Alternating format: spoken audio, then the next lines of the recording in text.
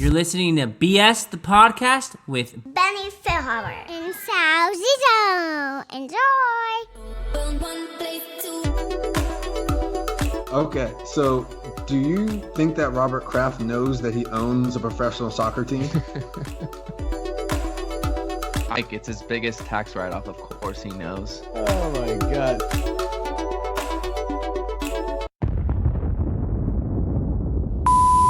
Welcome to BS the podcast with Benny, Sal, and Ike's Interrogation, which has been a massive hit. We're glad that you're back with us here on, what is it, episode 6, Sal?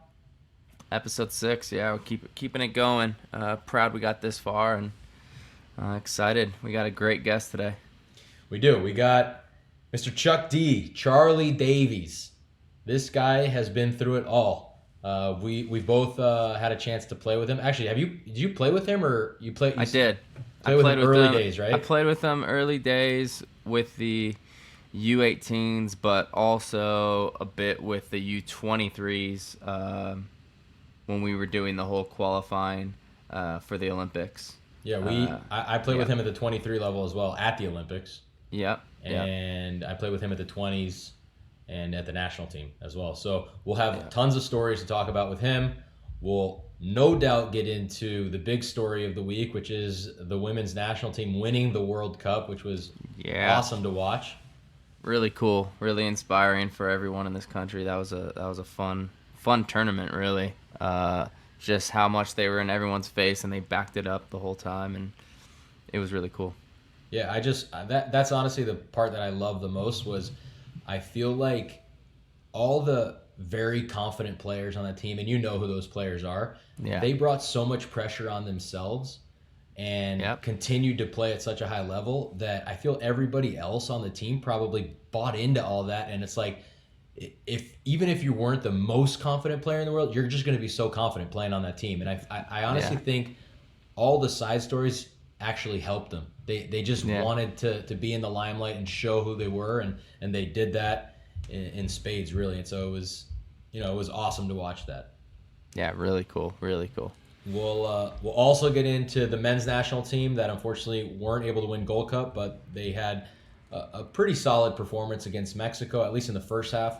And we'll see what Charlie thinks about both the men's and the women's national team. And like I said, we'll get into plenty of awesome stories that only Charlie can tell. So let's not wait any further. Let's introduce Charlie Davies to the podcast. Welcome, Charlie. Thanks for having me. Of course, I had to come on this show. Man, we go back a long ways, Charlie. We played in the 20s together. I feel like people probably don't know that you were actually a small part of Benny and Sasha's audio diary. You were DJ Chuck. Do you remember that? I do remember that. Chuck D's with the song of the week. I mean, that's my specialty right there is music. So it doesn't come to anybody's surprise. Yep. My first experience with Charlie was the U18 Milk Cup in Northern Ireland. Oh, Lord. Rushed, by the way. What a fun tournament that was. And then that actually brought you to Sweden, correct? Yeah, so basically from that tournament, went back, a lot of European interest, and then I got, knee surgery, first game of the season taken out, meniscus tear, had to wait a year, and then the European interest picked back up, and then I went out to Ajax for a trial, didn't make it. But then Hammerby was like, fly you out. Here's a contract. Sign it up. So I was like, okay. I remember that, actually. I remember all that taking place. I was trying to get over to Europe like Benny while he was balling with Hamburg. What year was it that you signed with Hammerby? 2006, December. That was a year after. So I was at Hamburg. I just played with only the second team up until then. And I remember you signing over there a year after the 20s. And I mean, you did really well at Hammerby, and then obviously we know, how your career went from there on the national team and how well you did there. And so your career, dude, is one of the craziest, not only careers in terms of soccer, but up until now, your whole life has been unbelievable with obviously a lot of highs, some lows as well. But the talent was always there, and it was always fun watching you play. Well, our careers kind of coincided with each other. Yeah, like definitely. 20s, full team, like Copa America, Confeds Cup, right there. And Sal, Milk Cup, what an epic tournament that was. That was. I actually remember after that. I think you had just played your final season at Boston College. Is that correct? And then I saw you at the Final Four because we had made it to the finals that year. Yes. Yeah. And then I think you just signed with Hammarby, maybe even like a couple weeks after that yes. Final Four. Yeah. So I remember you then. Yeah, man, those were good times. I think talking about all those tournaments is a great lead into one of the things that we have to talk about, that was the Women's World Cup. You know, obviously the women were by far the favorites going into the tournament. A lot of pressure. They almost like brought pressure on themselves with the celebrations that they had, the things that they said in the media. It's almost like as if they wanted all that pressure built up, and they delivered. And so they had a fantastic run. They won the whole tournament. They had some fantastic players during the tournament that won. I think all the Americans won the gold and the silver and the bronze ball. And so as a part of the media now, Charlie, I'm curious to know how you thought of the whole World Cup and all the things, all the burdens that they, overcome throughout the tournament. Huge fan of what they did on the field, the quality that they showed. I was immensely impressed by the performances from Rose Lavelle, Tobin Heath in particular, Becky Sauerbrunn, Crystal Dunn. The defending, she caused so many problems for any attacker on that right side. So it was great to see someone who was out of position, tasked with defending a lot of the top players in this tournament that they played against, and do so well. A lot of teams had to switch it to the left because they're like, we can't get by Crystal Dunn. Right. Off the field, even the celebrations, I loved it. Like that's a bit of your personality in 2009. Yeah, exactly. Like, where was the stanky leg? You didn't tell anybody the stanky leg?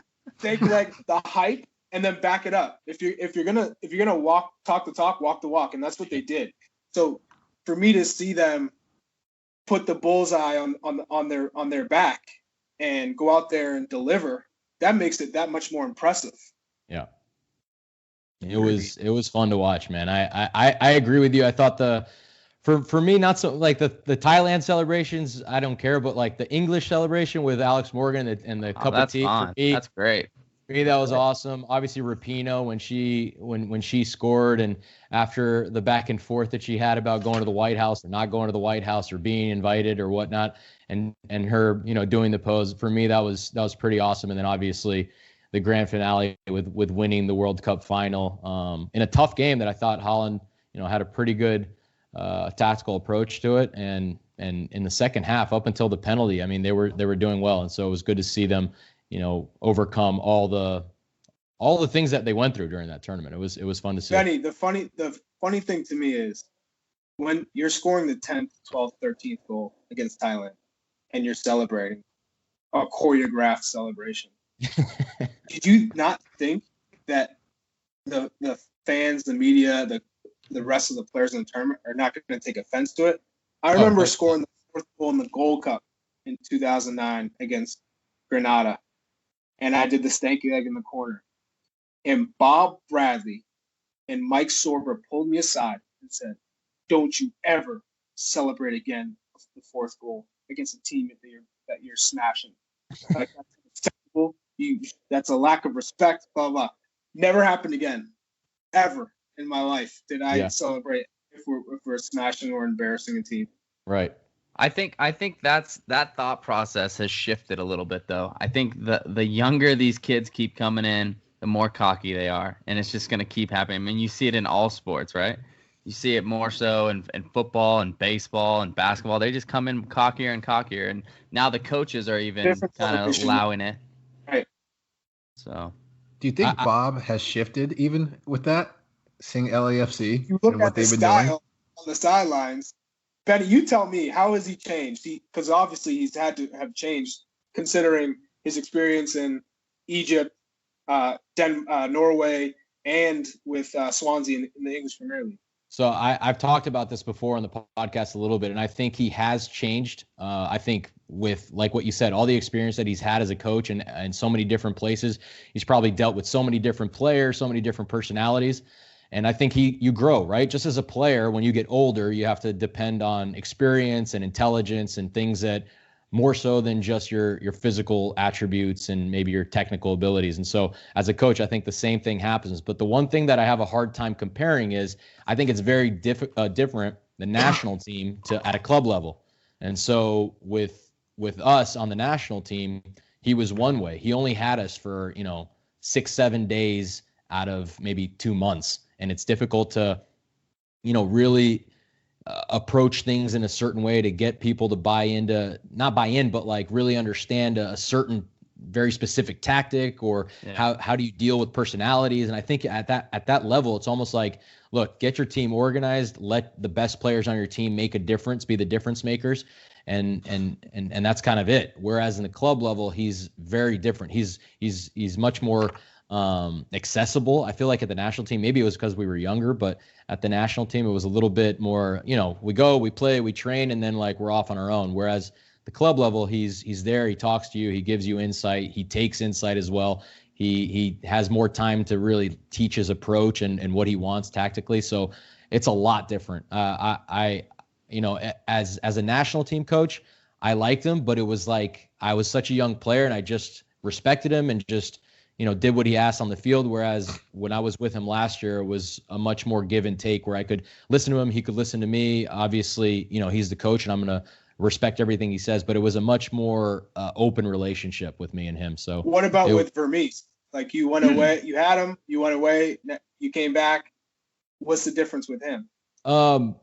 Peter's the same guy. I think he's always going to be a tough guy to play for. He requires you to give it your all, or else you're not going to be on the field, regardless of who you are, whether you're making millions of dollars or whether your name is whatever, Leo Messi. But Claudio Bielsa. He's a guy that's going to make you give your all every time on the field, or else he's not going to play you. And I think that's similar. But for me, I'm also, I think, a different player, even from 2 years ago. Whereas when you're on the back end of your career, the one thing that really matters, at least to me now, and I think most guys, is winning. And so it's not about, I want to play every game, every minute, and make sure that, I get mine. And so I get my new contract next year and all that stuff. It's more about, let's make sure the team wins. I want to have that team success, and enjoy the last few years of my career. Yeah. All right, Charlie, I want to ask you a question.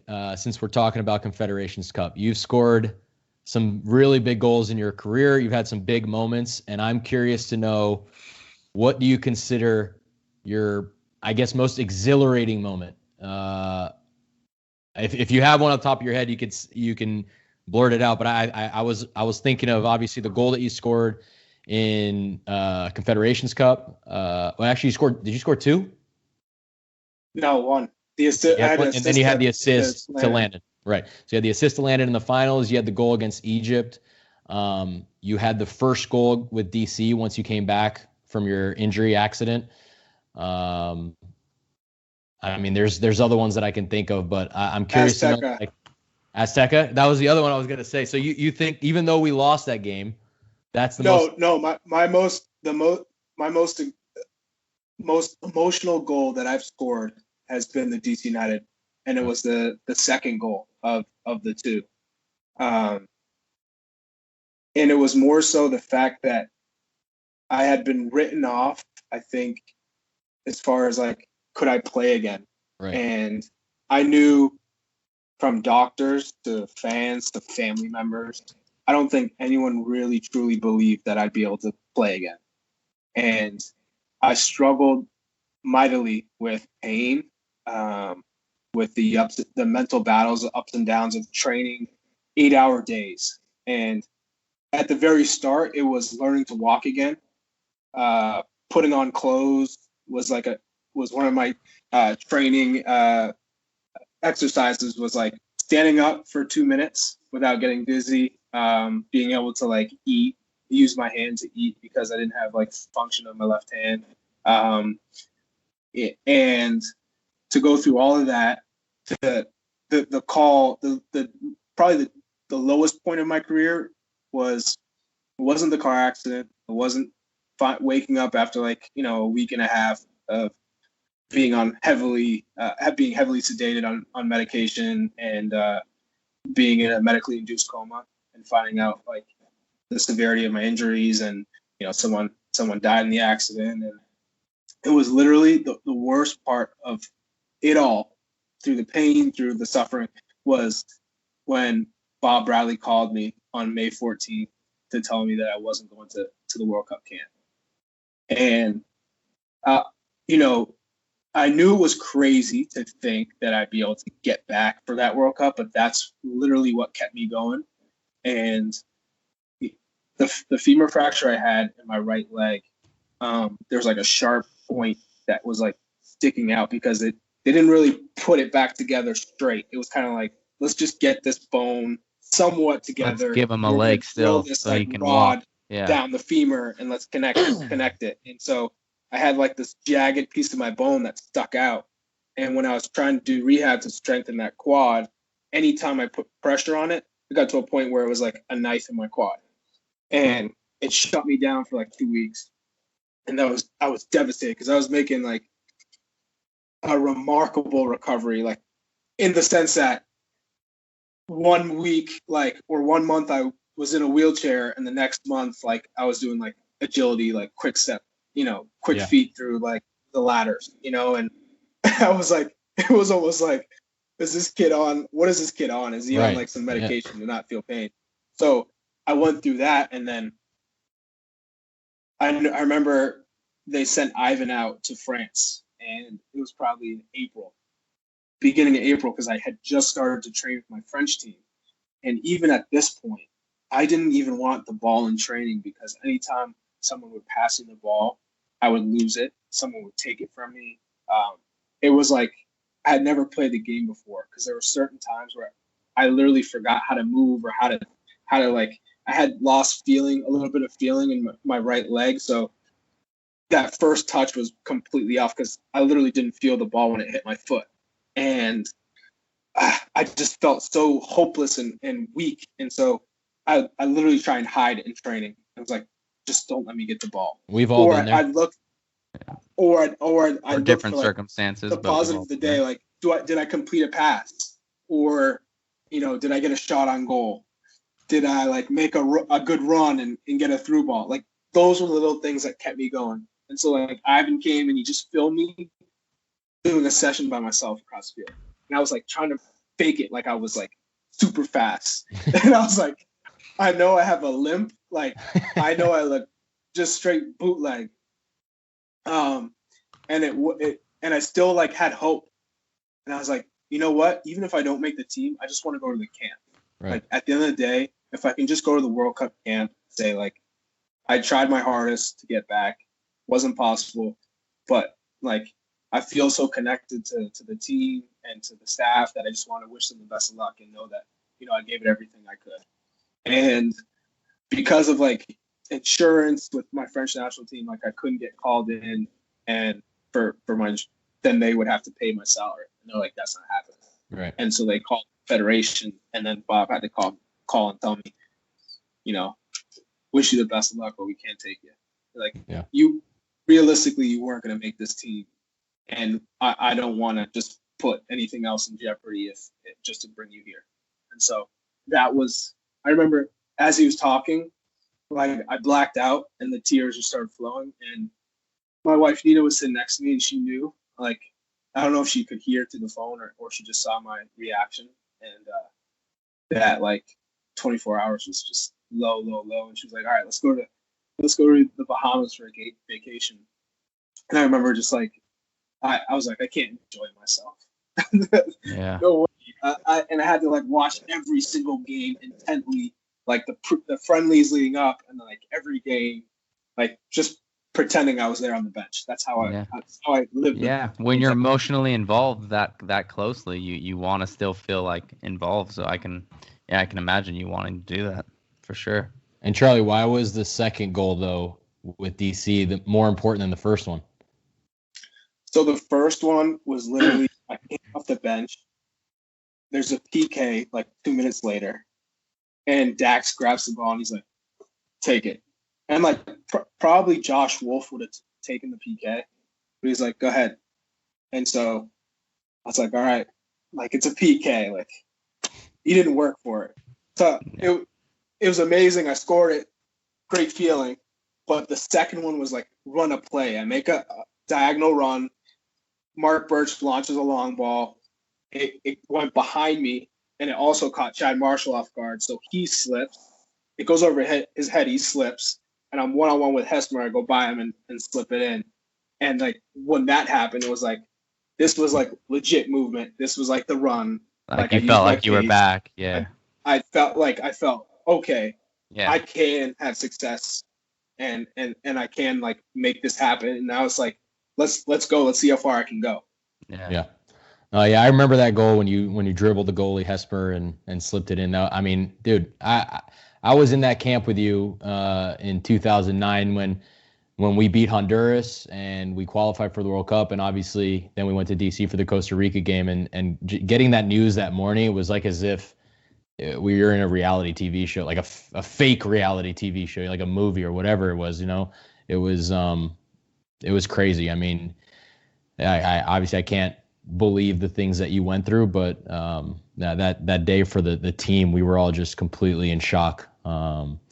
So yeah, I feel 1% of your pain, what you went through, because I wanted you to be there. I know not only how good of a teammate you were, but how important you were to that team during that time period. And so I know how big of a difference you would have made in 2010 as well. So Benny touched on it a little bit, like this, I had brought up, is our best chance of winning with the national team right now is if we are an all out press team. And Benny said, well, back in 2000, whatever it was, we played a counterattacking style with Charlie up top, and that was arguably our most effective time against the top team. So I think they missed you that World Cup. I think they brought on Robbie Finley almost. They brought Robbie Finley. We brought a couple of guys that, to try and replace Charlie. Yeah. But ultimately, we didn't have a guy like Charlie on that team.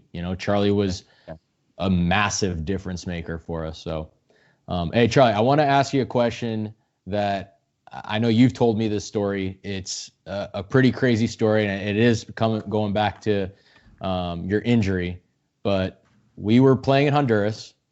We beat Honduras 3-2. We qualified for the World Cup. We went to DC to play the Costa Rica game, the final game of the Hex. You got in the accident, and you told me that when you woke up in the DC hospital from all the pain meds and the induced coma and all that stuff that you talked about, what happened?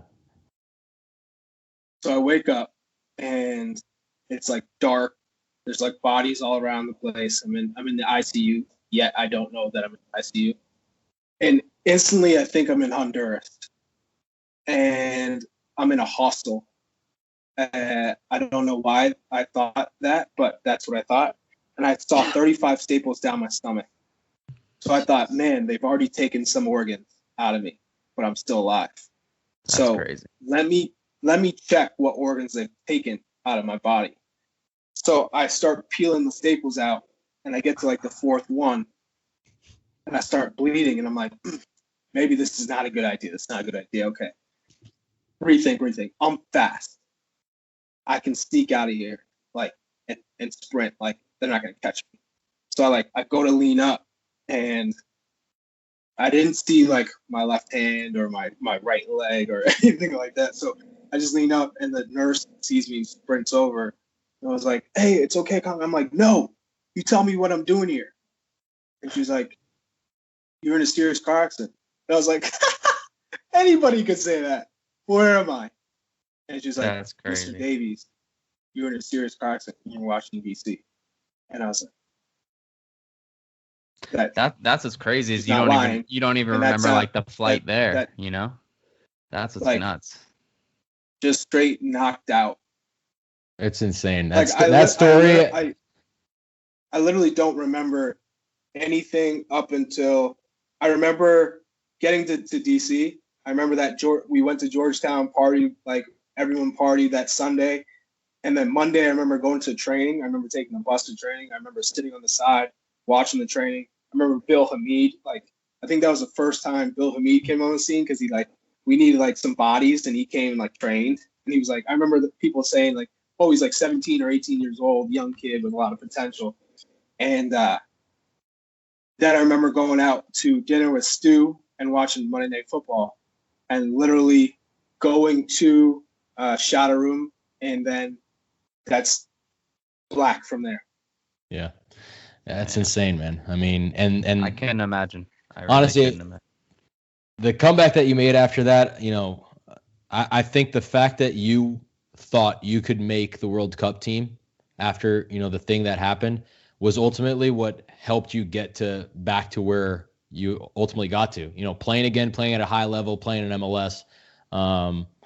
And so it's a crazy story with, like I said, a lot of ups and downs, but ultimately it's your story, and it's amazing, to say the least. Yeah, basically just trick yourself mentally and say, you know what, as crazy as this goal might be, just go out there and try and get it. And you surprise yourself by how far you go, even if you don't reach that goal. All right. All right, I'm going to move on and ask you, since we're talking about the U.S. national team and our time on the U.S. national team, we have the U.S. national team had just finished their tournament in Gold Cup 2019, lost to Mexico 1-0 in the finals. They, I think they progressed throughout, the tournament. I think they improved somewhat. I feel like they finished kind of where most people expected them to finish. What do you think of the national team? Where do you think they are right now? How do you think they're doing? I think it's what I predicted and what I hoped for is for them to get to the final. And Greg Berhalter came in and said, I want everyone to understand what it means to represent your country. And that's why when I look at this team now, I think to how it was when we were playing, that when you came in, it was this is the top level. This is the pinnacle of our sport. I'm proud and honored to be here, and I want to play my best. I don't think I felt that way for a long time when watching the national team play. I didn't think that it was a priority, that it was a privilege to play for the U.S. men's national team. And so Greg Berhalter, I think he spoke to a lot of former national team members, and I think that was the unanimous opinion among most of them was we need that feeling back, that when you watch it, that everyone's proud and happy and they want to be there. And so I think that was the best thing he's done is he's brought the right group of players together to really understand what it means to be a U.S. men's national team member and go out there and execute a game plan. He did that. So when you talk about building from the ground floor up, which is what he had to do, tremendous job. But there's still a long way to go to get to the point where we were in 2010, where you can compete against the world's elite. You can compete against Mexico, great, but we're not talking Mexico. I'm talking the Spains, the Englands, the Hollands, the Portugals of the world. When you get to that level, you need not only commitment, you need quality in the play. And I think right now we don't have depth. I think that's the biggest issue with the U.S. men's national team now is you can have a solid 11, but outside of that 11, I don't think we have enough depth right now at the moment. Now, that's not to say by 2022 we don't have some guys that have come onto the scene, established themselves, proved themselves on every week in wherever they're playing. But I think for the most part, we're not going to see the best version of ourselves for the U.S. national team until the 2026 World Cup. That's where I think we'll have a team that can win a World Cup, because you're going to have the next generation hopefully finally get to an Olympics, because we haven't been to the Olympics since 2008, and we've seen what that whole atmosphere. Hey, we were there for that too, Charlie. Me and you. Generation. Exactly. We didn't play much though. We didn't, but when we did, we made an impact. We almost turned that night. Peter Novak, right? Peter Novak was Peter a coach. Novak. We got some stories about that guy. Quite a few guys played in front of Charlie that shouldn't, and a few in front of me too. But that's for another day. Yeah. But regardless, I'm happy with where the program is now, considering where they were 2 years ago. Yeah, I'd agree with that. I think you got to have some kind of plan, and I think that Greg has that. And it's still to be seen whether it will come to fruition, exactly how he wants to play, if he's going to find the right players to fit the system.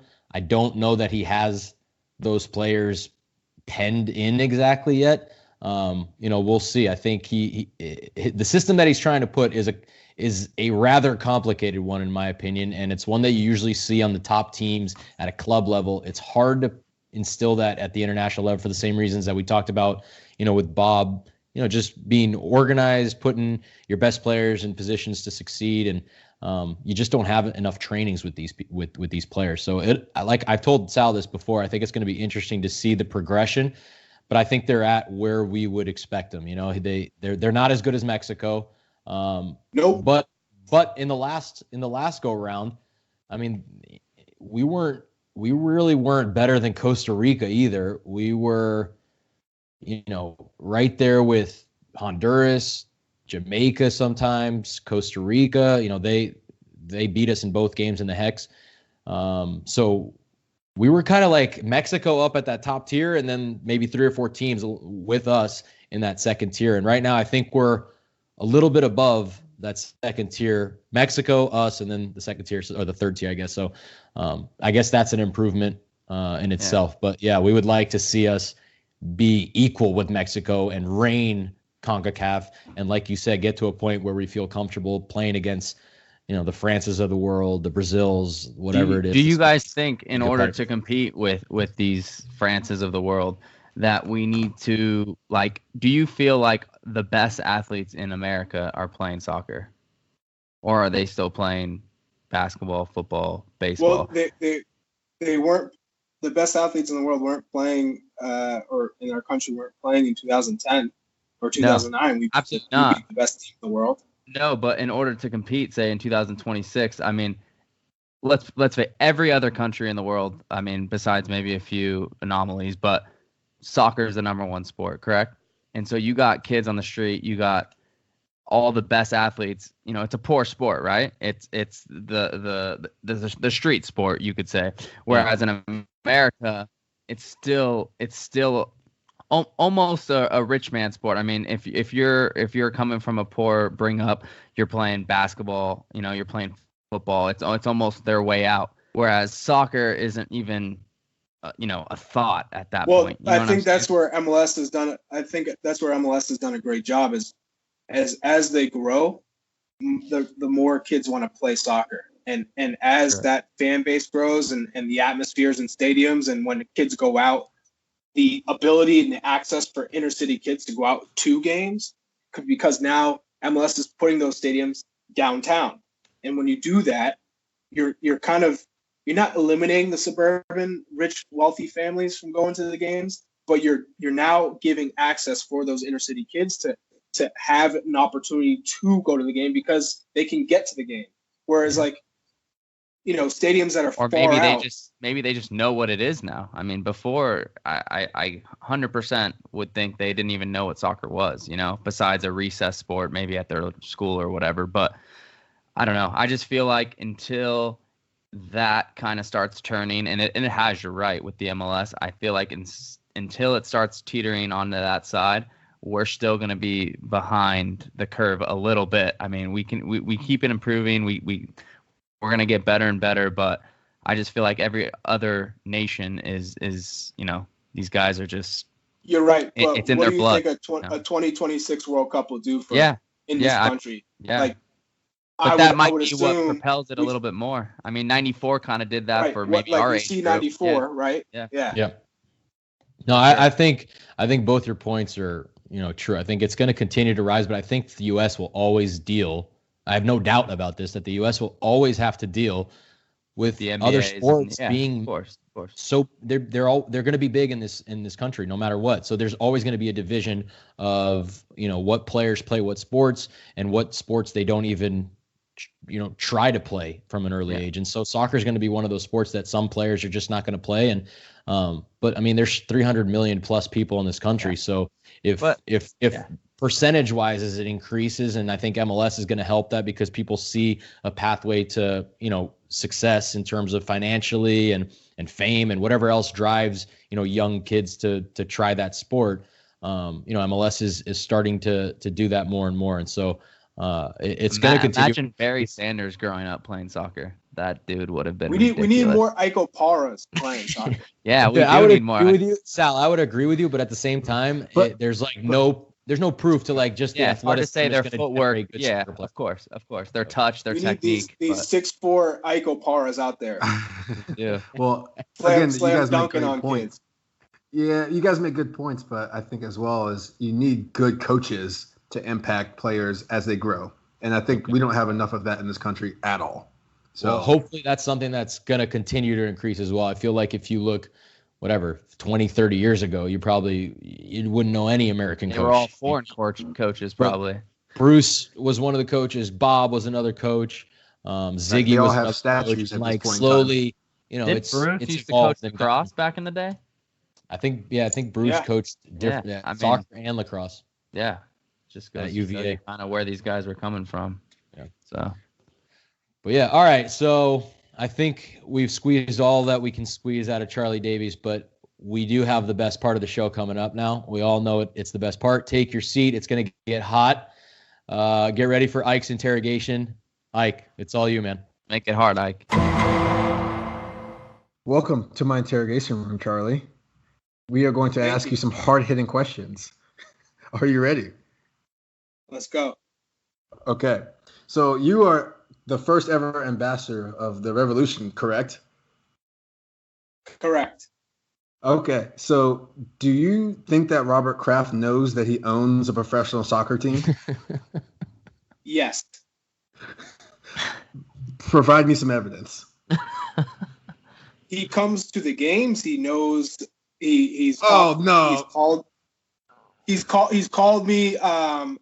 when I went to the hospital when I was diagnosed with cancer. He called, talked to me in person, invited us to the house when we hosted Chelsea for the final whistle on hate match. He's well aware that we have a soccer team. Good answer. Ike, it's his biggest tax write-off. Of course he knows. All right, so talking about New England, Dax was on the show last week, and he said that was one of the places that he does not desire to ever play before Bruce Arena, obviously, hopefully coming there, making some big changes. But you've had some good times in New England, been with a lot of good teammates, some of who I know. So give me your best New England story. My best New England story. There's a lot of them. Sorry, Nino can edit out all your thinking here, so you can think of it for a couple seconds here and come up with one. That's more of a demand, Ike, too. It's not really a question. Yeah, Ike, that one's a tough one. That was a tough one. Is it? I mean, you can talk about teammates. My best New England story. My best New England story was winning the Eastern Conference championship versus Red Bull, and having that be Thierry Henry's last game. We kind of caused him to retire, and he was my idol. So that was a pretty special moment for me. You send him packing.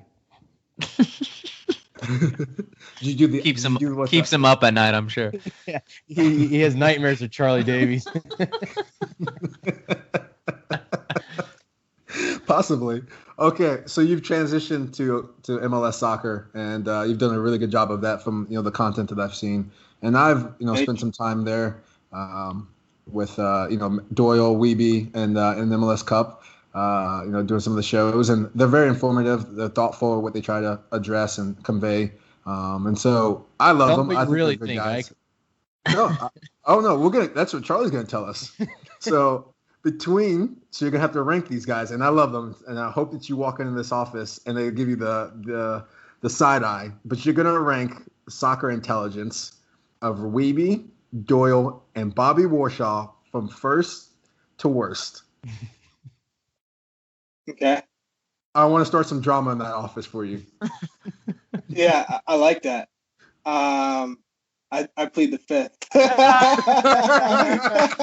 Yes, we finally have a victim. I got one. Oh, touche. So that means I should probably ask the hardest question now. No. Yeah, 100%. Give me the hard ones now. No, I'll What is there, switch two gears more? because I asked that. Just we'll go maybe two more, but this one will be cool. This will be a Sal roast, hopefully. Last week I asked Dax if Benny had, succeeded in his career or if he overachieved or underachieved. And so now we're gonna flip the script on Sal Zizzo. I saw Sal when he was with the 20s balling, him and Robbie Rogers. Sal, I thought you were gonna be the next, I won't say Messi because that's just dumb, but like I thought you were gonna be like the next tricky fast winger. But so I want to hear Charlie's take on if Sal over or underachieved in his career. Well, when you put it that way, I thought I thought Sal was going to take it to the next level as well. But how many players can you say overachieved?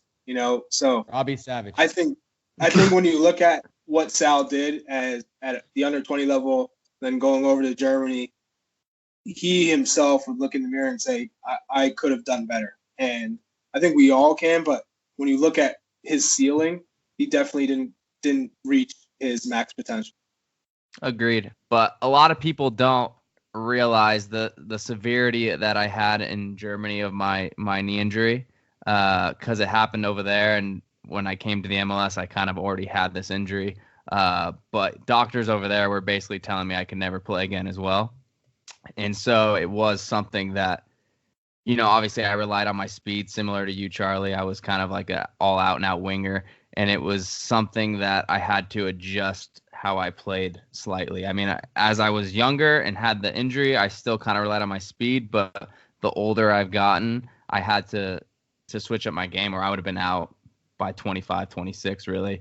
I mean, it was a complete LCL, ACL. My knee was only hanging on just from the meniscus. So it was a pretty rough injury, and I do think it affected me, from the trajectory where I was going. And it's unfortunate, but I was happy with what I had to, from what I had to deal with to where I ended. I was, I'm proud to say I was 32 and ended my career and got a ring in my last year. So, and to what you're doing now as well, going to seminars for 8 hours, not being able to take my texts. Yeah, and even more proud about this podcast. I was talking to Benny about this, and I was like, why are you going to 8-hour seminars? How hard is it to just take someone through a house and say, do you want it?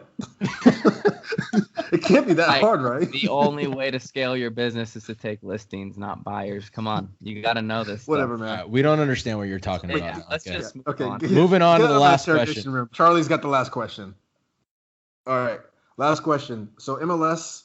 Actually, there's some fan bases that I think do a really good job of this, but do you think MLS as a whole does a good job of connecting with black fans or attracting new black fans? Well, Atlanta does. Yeah, well, I know. That's why I said Atlanta does. Atlanta does. Do you think it's a priority?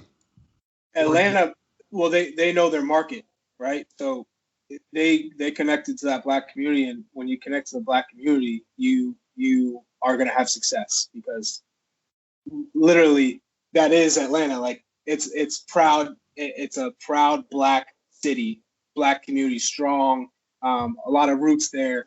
And so Atlanta has done a fantastic job connecting to the black community. I would say the majority don't, if I'm going to be honest. And that's, it starts with the inner city. So, how do you connect with the inner city and the young black generation that are going to come up and have to make the decision of what sport to play? And if they don't connect to a fan base, to a stadium, to a team, then they're never going to choose soccer. So I think it's like so important for many franchises now to look at how do we connect to the inner city? How do we connect to the black community, the black population? And that's having more black role models like yourself, like in Minnesota.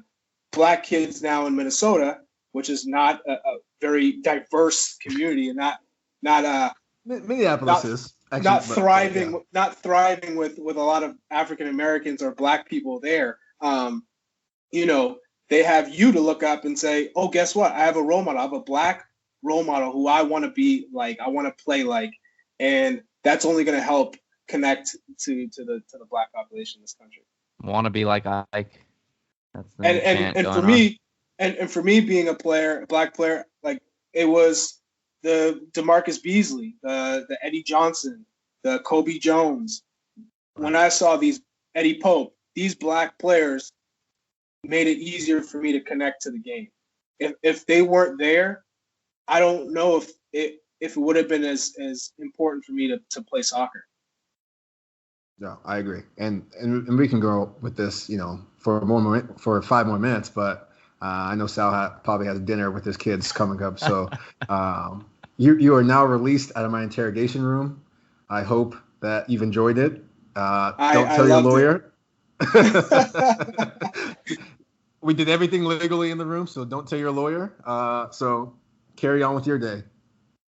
No, thank you. All right, Chuck, you're officially off the hot seat. We want to thank you, obviously, for coming on the show, telling all your stories, a lot of stories that, I think we've heard maybe once or twice, but I know a lot of people haven't. And so, like I said, you're not only your career, but your life has been incredible. I feel like you need to write a book or make a movie about it at some point. And in the process of the book. Love that. I like it. I'll be reading it. Charlie, let us know when man. it comes out, and we'll talk about it on the show. Yeah. All right. Charlie, it was Sounds great. good. Well, I'll have my brother reach out. He wants to start a semi-pro team that wants to compete in the US Open Cup. So hitting up all the retired. He wants to give it a go. So we'll see. I still got some juice. Yeah, I'll tell you what. We all do, right? So we'll see. Sal feels better than ever, he says. Better than ever, Charlie. He can't wait to start running down the field after those 8-hour seminars. All right, Charlie, thanks for coming on the show, man. We appreciate you dealing with your 56K modem over there at the community suites. We'll talk to you soon, man. Thanks, and enjoy the game there tomorrow. Stay healthy. All right, thanks, man. All right, guys. Fantastic podcast, as always. I mean, this has become just maybe the best one. The norm. Yet. I don't know. It's been the norm. Yeah, it's been the norm. You're right. But I mean, some of the stories that Charlie told us today. Hard to beat some of those stories, Sal. Yeah, he's probably has the craziest story from any U.S. soccer player that has had to overcome kind of what he went through. I can't think of someone else that went through such a traumatizing experience, really at the peak of his career. Yeah, no, I agree. I think so it's funny. You said that a doctor told you that you might never play again. There was a moment when I was playing in Denmark where a doctor said that about me when I lost some cartilage. Obviously, Charlie went through something far 10 times than any of us. Ike went through some crazy injuries as well. So we've all kind of gone through it. Obviously, Charlie to the nth degree. We don't want to compare ourselves to what he's gone through, but he's overcome. He's obviously doing fantastic, and we're so glad that he came on here and shared some of the stories with us. It's fantastic to talk to that guy. Yeah, Charlie's a good dude. We've both known him forever. That was fun. It was good catching up with him because I hadn't talked to him since the MLS Cup when he came out with the MLS for it. So, it's cool. That's awesome. So we will remind everybody to subscribe on Apple Podcasts, Yellow Stream, TuneIn, YouTube, SoundCloud, Spotify, Google Play, rate and comment on Instagram and Twitter, and email us thoughts on BennySalThePodcast@gmail.com. We have actually seen some of the emails, Sal, that people have sent as to our last podcast in terms of providing us some good questions. So we will this week we're going to find out who our next guest is. We're literally going day by day as well with you guys. So we'll find out what our next guest is. We will try and put that out on social media, and then we'll go into that competition where we talked about who can come up with the best question for Ike's interrogation. We'll find out a prize for that, but we'll try and do that this week as long as we can come up with the person not last second. Yeah. Thank you to the fans. We've really started to get worldwide, Benny. We've had some fans, and we got one in South Korea. I think we got one in Denmark, but that might be a buddy one in of mine. Denmark. Yeah, same. We got like a couple in Germany. I think they're my buddies. We got a few in Iran though. I saw too, and all over the globe. Mr. Worldwide over here. So that's right. All right. Yeah, it's been pretty cool. It's been awesome. We appreciate all the love and continue to write us your thoughts. And we'll see you next time on BS the Podcast. For Benny and Sal, thank you so much. And Ike's Interrogation. Thanks, guys. Let's not forget. See ya.